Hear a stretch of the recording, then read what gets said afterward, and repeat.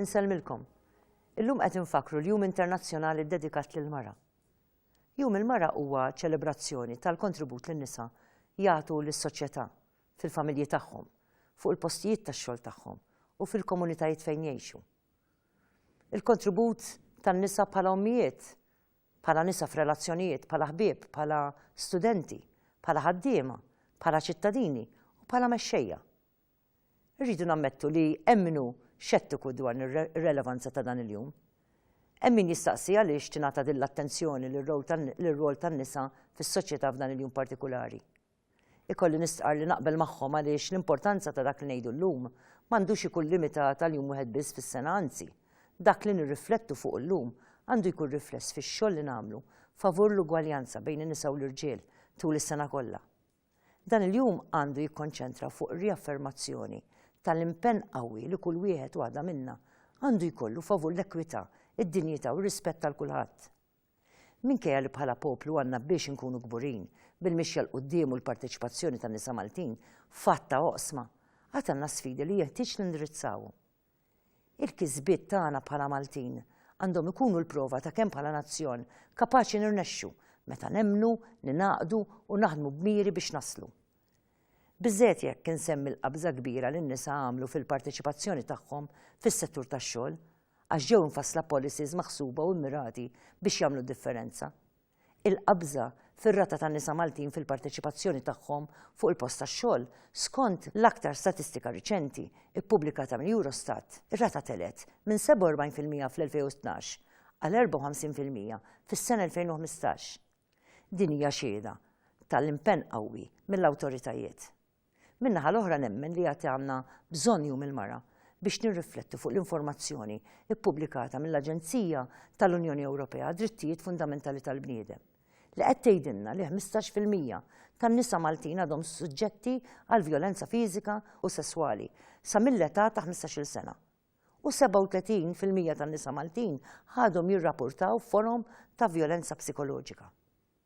Nemmen li għandna bżonn jum il-mara biex nirriflettu fuq dak li qed jgħidilna l-European Institute for Gender Equality, fejn fil-waqt li l-medja Ewropea r-rappreżentanza tan-nisa fil-politika hija ta' kważi 50%, f'Malta ir-rata tar-rappreżentanza femminili fil-politika hija ta' kważi 29%. Nemmen li għandna bżonn jum il-mara biex nirriflettu fuq l-informazzjoni pubblikata mill-Eurostat fl-2016 u li qed turina li hemm distak qawwi fil-pagi għall-istess kwalità ta' xogħol bejn in-nisa u l-irġiel. Distak li żdied minn 4.5% fl-2014 għal 10.6% fl-2016. Nemmen li għandna bżonn jum il-mara biex nirriflettu fuq l-indiċi pubblikati mill-European Institute for Gender Equality li qed jurina li Malta tinsab fl-aħħar postijiet dak li għandu x'jaqsam mal-parteċipazzjoni tan-nisa fit-tmexxija ekonomika, jiġifieri fit-tmexxija tan-negozju u l-kummerċ. Fuq kollox nemmen li għandna bżonn jum il-mara għax l-ekwità, ir-rispett u d-dinjità huma il-valuri li fuqhom għandna nkomplu niżviluppaw ir-Repubblika Demokratika tagħna. Mingħajr ekwità bejn in-nisa u l-irġiel id-demokrazija tagħna ma tkunx b'saħħitha biżżejjed. Jum il-mara għandu jkun stedina lina l-koll biex nirriflettu nifhmu li għadna ma lħaqniex il-milja sħiħa fl-ekwità, fir-rispett u fid-dinjità xierqa fil-kuntest tan-nisa f'pajjiżna. Mingħajr dawn il-valuri tal-ekwità, tar-rispett u tad-dinjità għal kull membru tas-soċjetà tagħna ma jkunx possibbli li aħna bħala poplu niksbu l-parteċipazzjoni u d-demokrazija sħiħa fil-ħajja soċjali, kulturali, ekonomika u politika ta' pajjiżna. Meta n-nisa u t-tfajliet tagħna jkunu empowered, ħielsa mill-vjolenza ta' kull tip, jingħataw l-opportunità li jaħdmu jitħallsu bħala msieħba sħaħ u ugwali fis-soċjetà u jkunu rappreżentati b'mod xieraq fit-tmexxija politika u ekonomika ta' pajjiżna, il-familji u l-komunitajiet tagħna jirnexxu. Meta l-komunitajiet tagħna jirnexxu, is-soċjetà tagħna tissaħħaħ, issir aktar reżiljenti quddiem l-isfidi li jinqalgħu u tikseb il-ġid b'mod holistiku għal kulħadd. Nemmen li kull mara, kull raġel, kull tifel, kull tifla u kull familja għandha rwol importanti fix-xogħol li hemm bżonn isir bħala poplu maqud biex niżguraw li n-nisa u l-bniet tagħna jgawdu l-valuri tal-ekwità, tad-dinjità u tar-rispett sieħ li jixirqilhom.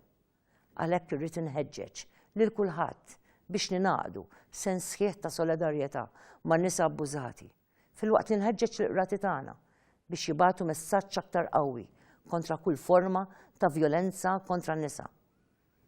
Min-naħa l-oħra jeħtieġ li naħdmu biex nagħtu l-empowerment kollu meħtieġ lill-bniet u l-tfajliet tagħna biex issir naturali għalihom li jħarsu lejn il-postijiet ta' tmexxija politika u ekonomika f'pajjiżna, ħalli l-koll flimkien nisa u rġiel nkunu nistgħu nindirizzaw l-inugwaljanzi u naħdmu favur il-paċi.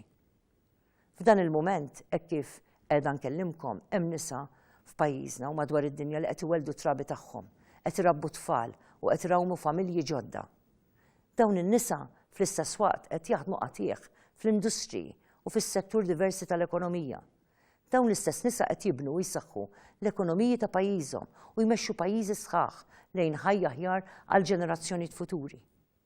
Jeħtieġ ilkoll nifhmu li s-soċjetà Maltija, jiġifieri ilkoll kemm aħna nisa u rġiel, ma nistgħu qatt niksbu dinjità sħiħa sakemm ma nkunux impenjati favur id-drittijiet fundamentali tal-bniedem li jippromovu l-ekwità, d-dinjità u r-rispett.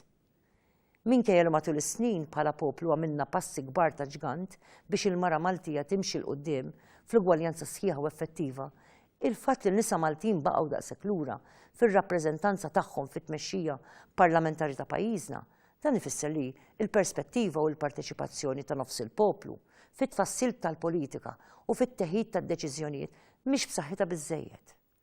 Għaldaqstant meta fi żmien li ġej pajjiżna ser ikun qed jirranka għall-elezzjoni ġenerali li jmiss, irrid nieħu l-opportunità biex inħeġġeġ lill-partiti politiċi f'pajjiżna ħalli jinkoraġġixxu aktar nisa biex jersqu l quddiem u joffru s-servizzi tagħhom fil-ħajja pubblika, politika u demokratika ta' Malta biex bekk sehem in-nisa fil-livelli kollha ta' tmexxija jinħass u jkollu l-effett meħtieġ għal ġid tal-poplu kollu kemm hu.